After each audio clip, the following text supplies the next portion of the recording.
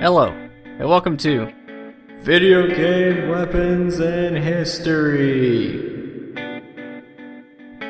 Today's weapon we're going to be going over is going to be the Uzi. So sit down, shut up, and listen. The Uzi is a family of Israeli open-bolt, blowback operated submachine guns. Smaller variants are considered to be machine pistols. The Uzi was one of the first weapons to use a telescopic bolt design which allows the magazine to be housed in the pistol grip for a shorter weapon.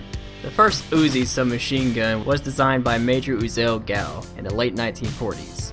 The prototype was finished in 1950, first introduced to Israeli Defense Force Special Forces in 1954. The weapon was placed into general issue 2 years later. The Uzi has found use as a personal defense weapon by rear echelon troops, officers, artillery troops, and tankers. It has been exported to over 90 countries over its service lifetime. It has been manufactured from the 1960s through the 1980s. More Uzi submachine guns were sold to more military, law enforcement, and security markets than any other submachine gun ever made.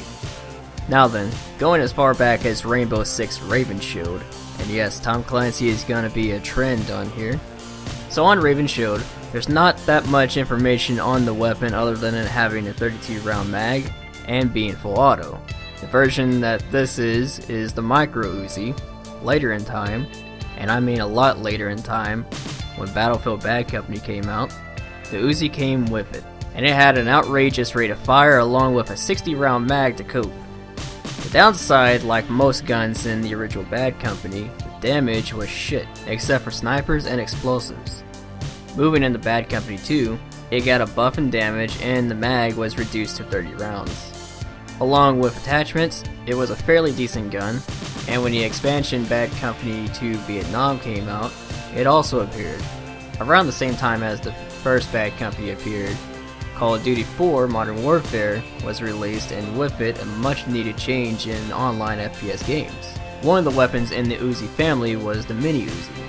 I didn't really play COD 4 for too long because by the time I got my hands on it, it was filled with hackers, so everyone had infinite noob tubes. But the times I got to use it, it was like a mix between the P90's controllability and the MP5K's rate of fire from MW2. Speaking of MW2, in this game the version was again the Mini Uzi, and it was a fine weapon to use. While single wielding this weapon, there was hardly any recoil, and it had a very high rate of fire along with decent damage. Still not as good as the P90, but good enough. Now when dual wielding, you better hope your target is standing 5 feet in front of you, because the spread was 3 times as bad as the AA-12, so good luck. Now for the next game in our list, and I'm gonna hate talking about this one, Battlefield Hardline. The damn gun had to be in this one, of course. So in Hardline, from what I read on the Uzi in it, it's very powerful at close range, but past 50 meters the damage just drops off to pitiful like this game. It also has a 32 round mag with a high rate of fire. There you go, I talked about Battlefield Hardline finally, or at least something that's in it. Hope you enjoyed the video. I know I didn't on that last part.